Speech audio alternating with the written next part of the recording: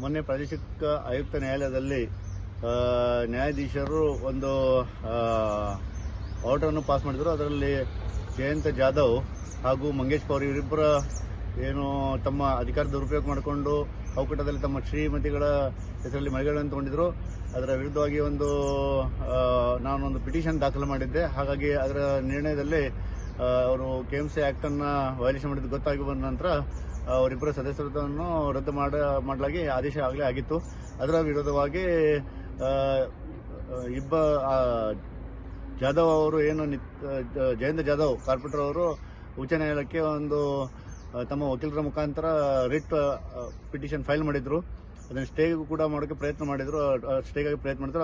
ಅದಕ್ಕಿಂತ ನಮ್ಮ ನ್ಯಾಯವಾದಿಗಳಂತಹ ಶ್ರೀ ನಿತಿನ್ ಬೋಲ್ಬಂದಿ ಅವರು ಈಗಾಗಲೇ ಅದನ್ನು ಕೆವೆಟ್ ಕೂಡ ಹಾಕಾಗಿತ್ತು.